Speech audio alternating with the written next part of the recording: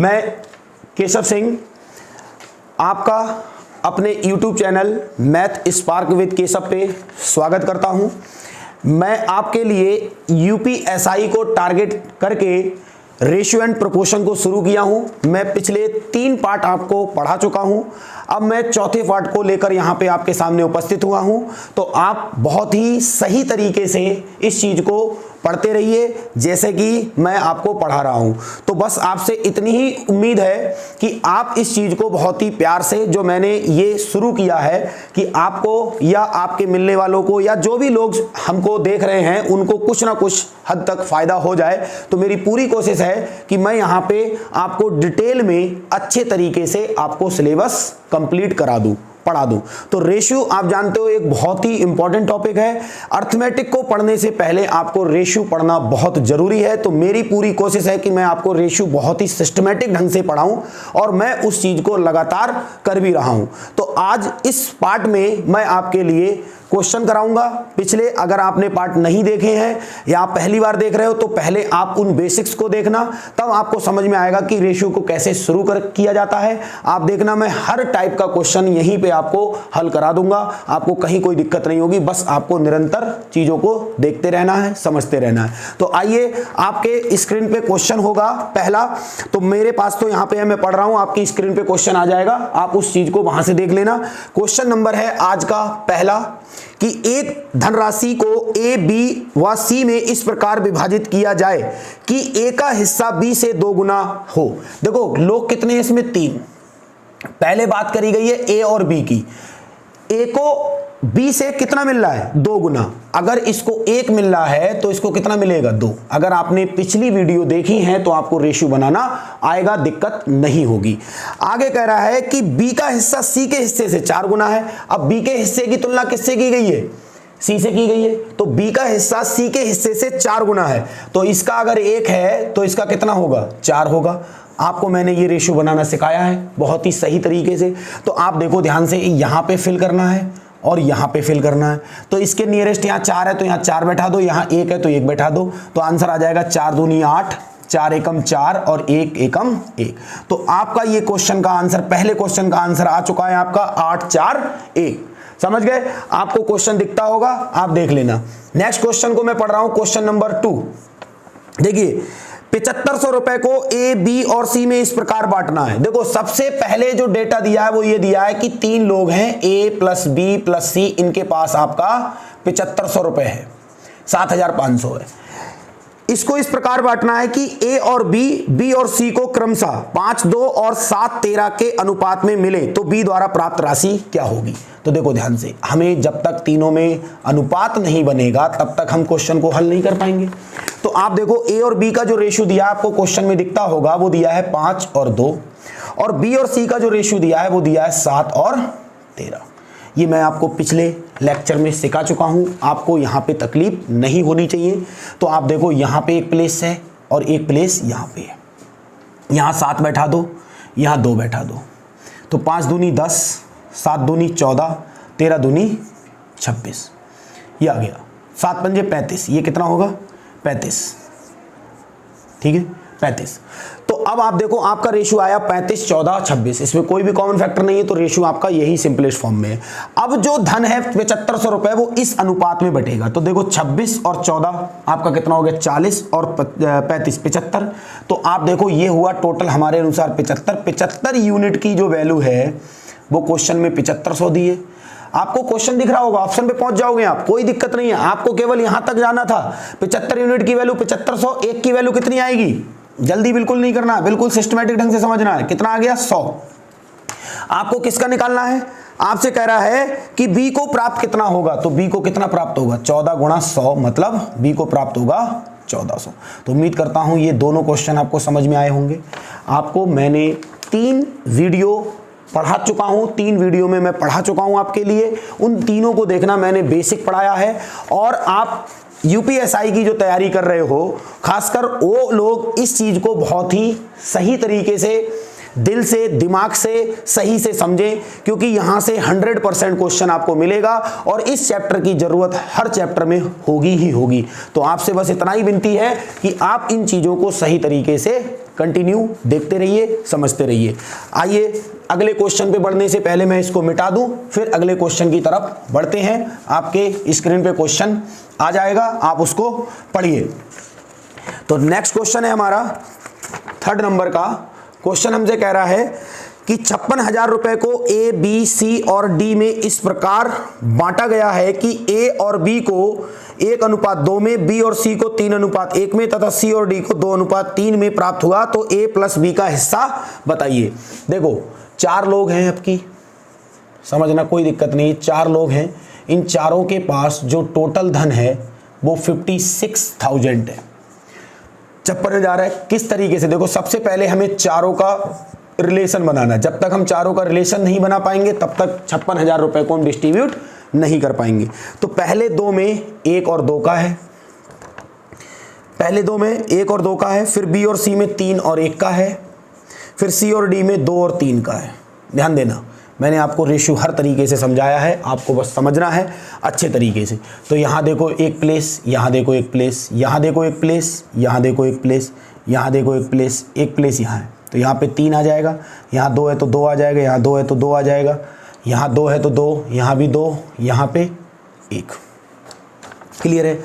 अब आप देखो रेशियो बनाते समय आपने जो भी कॉमन फैक्टर दिख जाए यहाँ से, इसमें इसमें इसमें इसमें होना चाहिए चारों जगह। तो 2 दिख रहा है, 2 2 2 2 काट दो, शॉर्ट हो गया।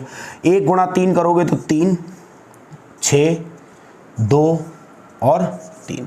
तो आपका जो 56,000 रुपए है वो इस अनुपात में बटेगा, 3:6:2:3। तो जोड़ो जरा, 3 और 6 9 और 2 11 और 3 14। तो 14 यूनिट की जो वैल्यू है वो है 5600। तो 56,000, तो 1 यूनिट की वैल्यू कितनी होगी, 14 चौका 56, 4,000। हमसे ये पूछा है ए और बी द्वारा प्राप्त हिस्सा बताइए। तो ए द्वारा देखो हिस्सा 3 है और बी द्वारा है 6, तो 3 और 6 9, 9 गुणा 4,000। आपका आंसर कितना आ गया, 36,000। तो उम्मीद करता हूँ आपको ये क्वेश्चन भी समझ में आया होगा। देखो ऊट पटांग तरीके से करोगे क्वेश्चन गलत हो जाएगा, आंसर तक नहीं पहुंचोगे। तो मेरी कोशिश ये है कि आपको बिल्कुल सिस्टमेटिक ढंग से तरीके से जैसे क्वेश्चन करना है। देखो आपके यूपीएसआई में 40 क्वेश्चन आ रहे हैं, तो कोशिश ये है कि मैं आपके 40 के 40 सही करा दूं, 40 के 40। तो आप तरीके से पढ़िए, जल्दबाजी करने से किसी का कुछ नहीं होगा। आपको क्वेश्चन समझना है। सबसे पहले क्या था कि चारों का धन मिलाकर 56,000 है। आपको 2-2 का पेयर बना के रिलेशन दिया है, आपको चारों का रिलेशन बनाना है। चारों का रिलेशन मैंने पिछले लेक्चर्स में बता चुका हूं किस तरीके से बनाना है। आपने यहां पे बनाया तो आपका 3 6 2 3 बना, 3 6 2 3 को जोड़ा तो 14 आया। हमारे अनुसार चारों का धन जो है वो 14 यूनिट है, लेकिन एक्चुअल में वो 56,000 है। तो एक की वैल्यू निकाली 4,000 आ गई। हमसे क्वेश्चन में पूछा है ए और बी को कितना धन मिलेगा। तो ए और बी को देखो, ए को कितना मिल रहा है 3 और बी को कितना मिल रहा है 6। तो 3 और 6 कितना हुआ 9, 9 गुणा 4,000 मतलब 36,000। इन दोनों को मिलाकर कितना मिलेगा 36,000। आइए इस क्वेश्चन को मिटा के नेक्स्ट क्वेश्चन की तरफ बढ़ते हैं। ये क्वेश्चन नंबर 3 हो गया। अब आएगा आपके स्क्रीन पे क्वेश्चन नंबर 4। तो आप 4 को रीड करिए, मैं यहां से इस क्वेश्चन को हल करा रहा हूं। देखिए क्वेश्चन नंबर 4, एक राशि को ए और बी में 4 और 3 के अनुपात में बांटा गया। यदि बी को 4800 रुपए प्राप्त हुए तो ए को कितने होंगे। वेरी सिंपल क्वेश्चन है कि ए और बी को आपने जो धन बांटा है वो इस रेशियो में बांटा है। यदि बी को 4800 रुपए प्राप्त हुए तो ए को कितने मिलेंगे। अरे भैया बी को हमारे अकॉर्डिंग कितने मिले हैं 3, 3 की वैल्यू कितनी है 4800। तो ये कितने गुना है 1600 गुना। तो बताओ ए को कितना मिलेगा 16 चौका 6400। तो ये आंसर हो गया आपका, कितना हो गया 6400 रुपए। ये आपका आंसर हो गया। उम्मीद करता हूं आपको समझ में आ गया होगा। क्वेश्चन नंबर, मैं अगर 5 की बात करूं, आपकी स्क्रीन पे आ गया होगा। देखो एक स्कूटर और टीवी के मूल्यों का अनुपात। देखो एक स्कूटर है और एक टीवी है, इनके मूल्यों का मतलब प्राइस का जो रेशियो दिया है वो दिया है 7:5। यदि स्कूटर का मूल्य टीवी के मूल्य से 8,000 रुपए अधिक है तो टीवी का मूल्य बताओ। आप बताओ, हमारे अकॉर्डिंग स्कूटर का मूल्य 7 यूनिट है और टीवी का मूल्य 5 यूनिट है। तो 7 यूनिट और 5 यूनिट का अंतर कितना है भैया, 7 ज्यादा है या 5। तो आप कहोगे 7 ज्यादा। कितना ज्यादा है 2। हमारे अकॉर्डिंग 2 ज्यादा है, लेकिन क्वेश्चन में इस 2 की वैल्यू कितनी दी है 8,000। तो 1 की वैल्यू कितनी आ गई, हमें तो 1 की चाहिए, कितनी आ गई 4000। हमसे किसका मूल्य पूछा है, देखो ध्यान से, टीबी का मूल्य। तो टीबी का मूल्य यहाँ मल्टीप्लाई कर दो, कितना आ गया 20000। तो टीबी का मूल्य कितना आ गया 20000। यही हमारे इस क्वेश्चन का आंसर है। उम्मीद करता हूँ आपको समझ में आ गया होगा कितना आंसर आ रहा है 20000। आइए अगले क्वेश्चन की तरफ बढ़ने से पहले मैं इसको मिटा दूं। अब क्वेश्चन नंबर 6 आएगा आपकी स्क्रीन पे, तो आपको वो भी सही से समझना है। देखिए ध्यान से, क्वेश्चन नंबर 6 कह रहे हैं ए की आयु, ध्यान देना, ए की आयु 40 वर्ष है। देखो 2 लोग हैं, ए और एक है बी। ए की आयु 40 वर्ष है, कितनी वर्ष है 40 वर्ष, और बी की आयु है 60 वर्ष। ध्यान देना, इसकी आयु है 60 वर्ष। कह रहे हैं कि कितने वर्ष पहले इनकी आयु का अनुपात 3:5 होगा। मतलब इसका मतलब ये तो वर्तमान की बात कर रहा है, वर्तमान की। इससे पहले पूछा है हमसे कि इनकी आयु का रेशियो 3:5 होगा, ये हमें बताना है कि 3:5। और आपके पास ऑप्शन भी दिए हैं, देखो क्वेश्चन में ऑप्शन आपके हैं 15, 12, 10 और 20। तो आप ऑप्शन से लगा के देख लो भैया, आपको रेशियो कितना बनाना, 3 और 5। अगर मैं 10 साल इसमें से कम कर दूं तो ये 30 बचेगा, और 10 इससे कम कर दूं तो 50। 30 और 50 का अनुपात कितना बनेगा, 3 और 5। इसका मतलब इस क्वेश्चन का आंसर जो है वो आपका है सी, मतलब 10 वर्ष। ठीक है, उम्मीद करता हूं ये समझ में आ गया होगा। ये छोटे छोटे क्वेश्चन हैं, देखो बिल्कुल शुरुआत एकदम सिस्टमैटिक ढंग से करी है, तो इसको अच्छे तरीके से आपको समझना है, क्योंकि एक एक चीज आपके दिमाग में आ जानी चाहिए। अब क्वेश्चन नंबर है 7, क्योंकि कोशिश मैं ये कर रहा हूं कि पहले आपको एक कॉन्फिडेंस आए कि नहीं ये चीज कठिन नहीं है, हम कर सकते हैं। इसीलिए मैं यहां से शुरुआत बिल्कुल बेसिक किया हूं। हल्के हल्के आप देखते रहना, जैसे जैसे वीडियो, जैसे जैसे पार्ट आपको मिलते रहेंगे, मैं यहाँ से प्रोवाइड कराता रहूँगा, वैसे वैसे आपको समझ में आएगा कि हम लेवल को हल्के हल्के बढ़ाते रहेंगे। तो अभी आपसे उम्मीद ये है कि आप क्वेश्चन को ध्यानपूर्वक सही से समझिए, बिना ईगो के। देखो क्वेश्चन में कह रहा है 4 लोग ए बी सी डी के पास कुल 6000 रुपये हैं। बहुत ही बेहतरीन क्वेश्चन है, कई बार पूछा गया है। ए बी सी और डी के पास कितना रुपए है, 6000 रुपये। 4 लोग हैं, 6000 रुपये के मालिक हैं। हमसे कह रहा है कि यह चारों इस धन को इस प्रकार बांटने का निर्णय लेते हैं कि ए बी और सी, जब 3 एक तरफ हो जा रहे हैं, ए बी और सी ये तीनों एक तरफ हो रहे हैं, तो डी की तुलना में इनको 2 गुना धन मिलता है। तो भैया डी को जब 1 मिलेगा तो इनको कितना मिलेगा, 2 मिलेगा, अगर मैं इनके रिलेशन की बात करूं। पहली कंडीशन ये थी, ध्यान देना। दूसरी कंडीशन में कह रहा है कि ए बी और डी, अगर ए प्लस बी प्लस डी एक तरफ हो जाए तो सी की तुलना में 4 गुना मिल रहा है। तो सी की तुलना में कितना मिल रहा है, सी को अगर 1 मिलेगा तो इसको कितना मिलेगा, 4 मिलेगा। क्लियर है ये बात। फिर यहां से देखो रिलेशन क्या कह रहा है, समझो ध्यान से। यहां से कह रहा है, एक लाइन और बोली है कि ए सी और डी अगर एक तरफ हो जाए, ए हो जाए, सी हो जाए और डी हो जाए एक तरफ, तो बी की तुलना में, भैया बी की तुलना में इसको कितना मिलेगा, 3 गुना मिलेगा। इसे 1 मिलेगा तो इसे कितना मिलेगा, 3 मिलेगा। तो हमसे ये कह रहा है इस प्रकार ए का हिस्सा बताओ कितना होगा, इस प्रकार ए का हिस्सा कितना होगा। देखिए बहुत ही बढ़िया क्वेश्चन है, आपको बहुत ही तरीके से इस क्वेश्चन को समझने की जरूरत है। ध्यान देना, लोग कितने हैं, 4। इन चारों के पास धन कितना है, 6000 रुपये। अगर उनने चारों ने इस प्रकार से बांटा तो ये रिलेशन बनना है, इस प्रकार से बांटा तो ये रिलेशन बनना है, इस प्रकार से बांटा तो ये रिलेशन बनना है। आप मुझे ध्यान से देख के बताओ, इस रिलेशन में भी चारों लोग उपस्थित हैं, इसमें भी वही चारों लोग हैं, इसमें भी वही चारों लोग हैं, है नहीं है? तो आप मुझे बताओ, अगर मैं यहाँ पे इनका अनुपाती योग करूँ, यहाँ पे अगर मैं यहाँ पे इनका अनुपाती योग करूँ तो यहाँ पे कितना आ रहा है, 3 आ रहा है। यहाँ पे मैं योग करूँ तो कितना आ रहा है, 5 आ रहा है। 4 और 1 5, और यहाँ करूँ तो कितना आ रहा है, 4 आ रहा है। तो आप मुझे बताओ, लोग 4 हैं, चारों की जो संपत्ति है, अगर चारों को किसी भी रूप में जोड़ो आप तो टोटल जो वैल्यू आएगी वो तो कांस्टेंट रहेगी, वो चेंज नहीं हो जाएगी। लेकिन यहाँ पे देखो 3 आ रहा है, यहाँ 5 आ रहा है, यहाँ 4 आ रहा है, इसका मतलब ये रेशियो जो है वो सही रूप में नहीं दिया गया है। आप 2 में 3 जोड़ो या 3 में 2 जोड़ो, आंसर तो 5 ही आना है। तो इसका मतलब ये रेशियो सही नहीं दिया है, इसको आपको बराबर करना होगा। अब बराबर कैसे करोगे? 3 और 5 और 4 का एलसीएम ले लो, कितना आएगा आपका? 3, 5 और 4 का एलसीएम बताओ। तो आप कहोगे कि सर 60 आएगा। कितना आएगा? 60। तो यहाँ 60 करने के लिए आप मुझे बताओ, इसमें 20 से गुणा करनी होगी, इसमें किससे गुणा करनी होगी? 12 से, और इसमें गुणा किससे करनी होगी? 15 से। बोलो, किसी को कोई दिक्कत? आपने यहाँ से गुणा कर दी। अब आप देखो ध्यान से, टोटल हमारे अनुसार सबके पास कितना है? 60। 60 इधर भी, 60 इधर भी, 60 इधर भी। तो इस 60 यूनिट की वैल्यू, ध्यान देना, इस 60 यूनिट की वैल्यू तो आपके लिए कितनी दी है? 6000। तो 1 यूनिट की वैल्यू कितनी आ जाएगी?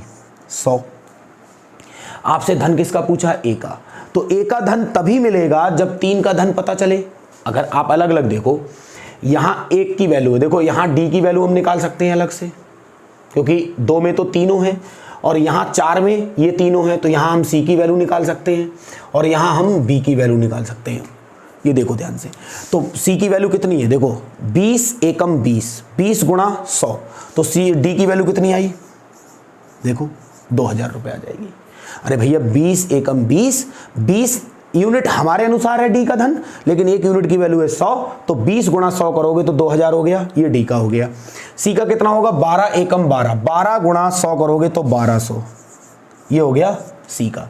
बी का देखोगे 15 एकम 15, 15 गुणा 100 करोगे तो 1500, ये हो गया किसका? आपका बी का। तो ये देखो कितना हो गया? 0 0 7 4, और ये कितना हो गया तुम्हारा? 4, 4700। कितना हो गया ये? 4700। तो ये 4700 रुपए इन तीनों के पास गया। किसके पास? बी, सी और डी के पास। तो भैया ए के पास कितना बचेगा? 6000 में से 4700 घटा दोगे तो 1300 बचेगा। तो एज शेयर जो कितना होगा, आपको ये ध्यान रखना है कि ए का शेयर कितना होगा? 6000 माइनस 4700 मतलब 1300। तो ये क्वेश्चन रियल में बहुत अच्छा क्वेश्चन है। आपको बहुत तरीके से समझने की ज़रूरत है कि इस क्वेश्चन को हम किस तरीके से बनाएंगे, क्योंकि अलग अलग करने की बात ये थी कि यहाँ पे हमारे लिए देखो हम ऐसे भी बना सकते थे। ध्यान देना इस क्वेश्चन के लिए कि 20 एकम 20, देखो बी के पास कितना आ रहा था? बी के पास आ रहा था 15 एकम 15, सी के पास कितना आ रहा था? 12 एकम 12, और डी के पास कितना आ रहा था? 20 एकम 20। तो आप बताओ 15 और 12 आपने जोड़ा, कितना हो गया आपका? यहाँ से 27 और ये 20, 47। कितना हो रहा है आपका? ये 47। कितना हो रहा है? 47। अगर ये 47 हो गया, ध्यान देना 47 हो गया, और टोटल कितना है? 60। तो 60 में से 47 घटा दिया, 60 में से 47 घटा दिया तो कितना बचा आपका? 13। तो 1 यूनिट की वैल्यू आप निकाल चुके हो 100, 13 गुणा 100 करो तो कितना हो गया? 1300। तो आप सीधे आंसर ऐसे पहुंच सकते थे, आपको अलग अलग इनकी वैल्यू निकालने की आवश्यकता नहीं है। लेकिन आपको इतना काम इस क्वेश्चन में करना होगा। ये तो दिया ही है रिलेशन, बस आपको ये देखना होगा कि चारों की जो वैल्यू है टोटल वो कांस्टेंट रहेगी। तो आपसे उम्मीद है कि आपको ये क्वेश्चन अच्छे से समझ में आ गया होगा। अब बढ़ते हैं नेक्स्ट क्वेश्चन की तरफ। इस क्वेश्चन को मैं यहाँ से हटा रहा हूँ आपकी स्क्रीन पे। अब क्वेश्चन नंबर आएगा 8। तो आपको वो क्वेश्चन पढ़ना है और पढ़ने के बाद आपको हल करना है। मैं पढ़ के आपको बता रहा हूँ, आप भी पढ़ो मेरे साथ साथ। देखो ध्यान से, यहाँ से क्वेश्चन क्या है ये देखो ध्यान से। क्वेश्चन नंबर 8 अच्छा क्वेश्चन है, आपको बहुत अच्छे से समझना है। 500 रुपए को ए, बी, सी और डी में इस प्रकार विभाजित किया जाता है कि ए और बी को मिलाकर सी और डी का 3 गुना हिस्सा मिलता है। यदि बी को सी का 4 गुना हिस्सा मिलता है और सी को डी का 1.5 गुना मिलता है तो डी का हिस्सा बताओ। देखो इसमें भी लोग कितने हैं? 4। इसमें भी लोग कितने हैं? 4। और इन चारों के पास धन कितना है? 500 रुपए। अब क्वेश्चन के अकॉर्डिंग इन्होंने इस 500 रुपए को किस प्रकार बांटा है? ये कह रहा है कि ए और बी अगर मिलकर धन लेंगे तो सी और डी का 3 गुना मिलता है।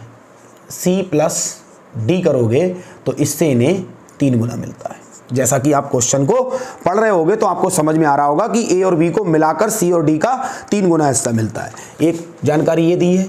दूसरी जानकारी है कि बी को सी का 4 गुना मिलता है। बी को अकेले देखा जाए तो सी से 4 गुना मिलता है, अगर इसे 1 मिलता है तो इसे 4 मिलता है। एक जानकारी ये दी है।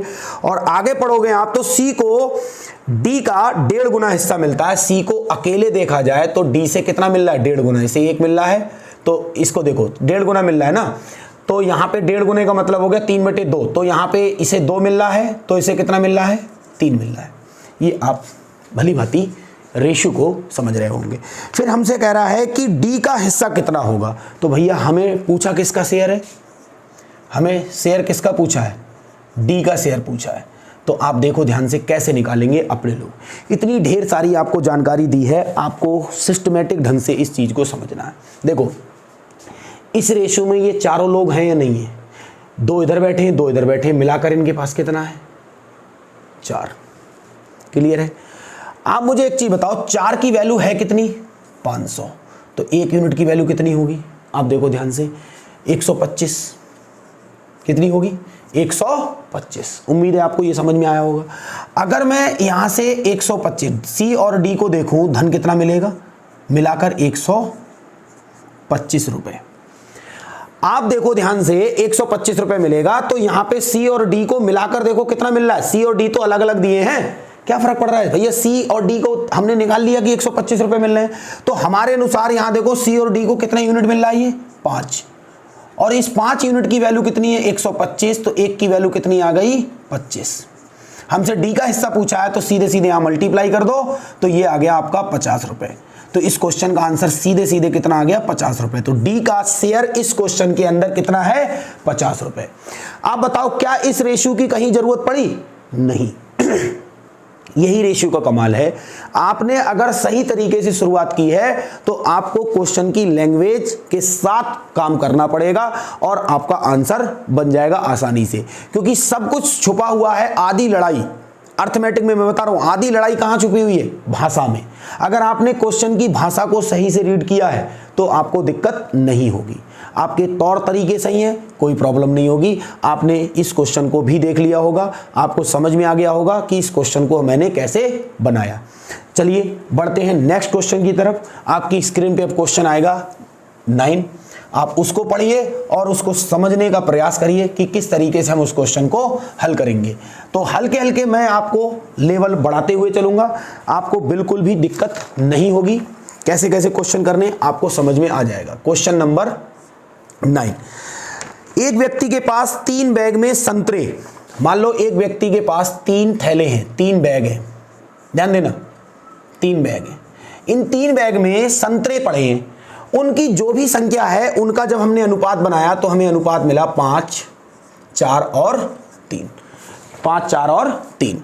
हमसे कह रहा है यदि दूसरे और तीसरे बैग में, दूसरे में और तीसरे में हमने कुछ संतरे मिला दिए, ठीक है, तो उनका अनुपात बदलकर, जाहिर सी बात है अगर संख्या में परिवर्तन हुआ है तो रेशियो में भी परिवर्तन होगा। तो हमसे यह कह रहा है कि हमने संतरों को किस अनुपात में डाला है। आप देखो हमने दूसरे और तीसरे में मिलाया है ना भाई। पहले वाला जो थैला था, पहले वाला जो बैग था, उसमें जितने संतरे शुरू में थे उतने ही संतरे आज भी होंगे, उसमें तो कोई परिवर्तन किया नहीं, क्योंकि हमने उसको छुआ ही नहीं है। हमने छेड़ा किसे है, दूसरे और तीसरे को। तो भैया इनकी संतरों की संख्या बदलनी चाहिए, ना कि इसकी। तो इसकी क्यों बदल गई भाई, ओरिजिनल में भी नहीं बदलेगी, जो इसकी मूल संख्या होगी संतरों की वो भी नहीं बदलेगी, और इसकी अनुपाती यूनिट भी नहीं बदलेगी। तो आप देखो यहाँ पे हो गया 5, यहाँ हो गया 4, इसका मतलब अनुपात गड़बड़ हो गया।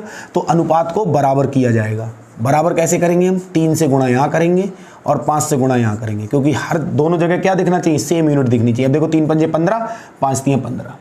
यहाँ देखो जैसे ही अंदर गुणा करोगे तो यहाँ पे रेशियो क्या बनेगा, 15, 12 और 9। और यहाँ पे देखो क्या बनेगा, 15, 20 और क्या बनेगा, 25। तो देखो ध्यान से, मैंने जैसे ही पहले वाले को कांस्टेंट किया, आपको साफ साफ दिख रहा है कि 12 से 20 हुआ, कितना बढ़ा, 8 बढ़ेगा ही, क्योंकि संतरे मिला रहे हो आप। और यहाँ 9 से कितना हुआ, 25, कितना बढ़ा, 16। तो आपका रेशियो कितना आ गया, 1:2। तो आपने इस क्वेश्चन का आंसर निकाला, कितना आया, 1:2। केवल और केवल आप अनुपात में ही आंसर दे सकते हो, क्योंकि यहां पे हमको ओरिजिनल मतलब हमें एक्चुअल में कोई जानकारी दी नहीं है कि कितने संतरे हमने पहले में दूसरे में मिलाए, कितने तीसरे में मिलाए। अनुपात में देकर अनुपात में ही आंसर पूछा है, इसीलिए इस क्वेश्चन का आंसर हम अनुपात में ही ज्ञात कर सकते हैं। तो इसका आंसर कितना आया? 1:2। मतलब आपने दूसरे और तीसरे में 1:2 में संतरों को डाला है। ठीक है, उम्मीद करता हूं समझ में आ गया होगा।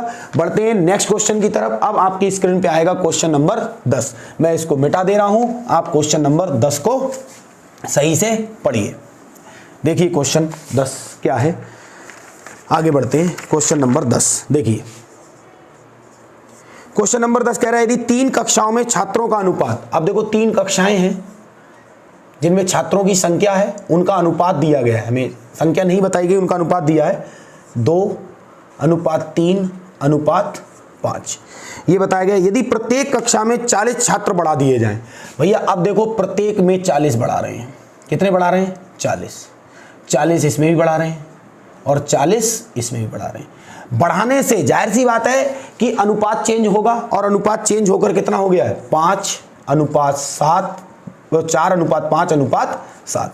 तो हमसे कह रहा है कि शुरुआत में कुल कितने छात्र थे। तो आप बताओ, यहां जो पिछला क्वेश्चन था हमने उसमें कुछ संतरे दूसरे में मिलाए तो कुछ तीसरे में मिलाए, लेकिन एक्चुअल में कितने मिलाए नहीं पता। वहां हमने एक बैग को देखा ही नहीं, छुआ ही नहीं। लेकिन यहां हमारी 3 क्लास हैं, उन तीनों क्लास में हम 40 बढ़ा रहे हैं। तो समान वृद्धि कर रहे हैं नहीं कर रहे हैं? बोलो, संख्या छात्रों की तीनों क्लासों में पहले अलग अलग थी, आज भी अलग अलग होगी, लेकिन हमने वृद्धि तो बराबर बराबर की है। तो आप बताओ जितना परिवर्तन इसमें होगा शुरू से लेके अब तक में, जैसे सपोज करो आपके पास 100 रुपए थे, मैंने 20 रुपए बढ़ा दिए, 120 हो गए। मेरे पास मान लो 200 रुपए थे, मैंने 20 रुपए बढ़ा दिए तो 220 हो गए।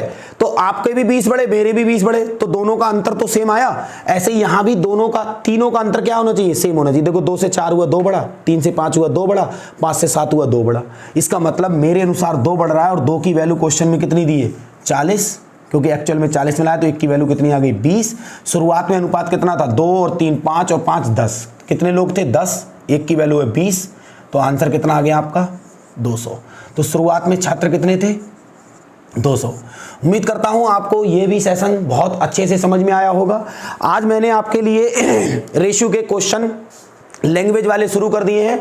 अब आपको जितने भी पार्ट नेक्स्ट आएंगे उन सभी में भाषा वाले क्वेश्चन होंगे, तो आपको बहुत ही सिंसियर तरीके से इन क्वेश्चंस को हल करना है। आप देखते रहना कि मैं कितने अच्छे अच्छे क्वेश्चन आपके सामने रखता हूं। तो बस आपसे यही गुजारिश है कि आप लाइक, कमेंट और शेयर करते रहिए, जिससे मेरा भी मनोबल बढ़ता रहे। तो आपसे बस यही कहना चाह रहा हूं कि आप मेरा सहयोग करिए, मैं आपका सहयोग कर रहा हूं। ठीक है, धन्यवाद, मिलते हैं नेक्स्ट वीडियो।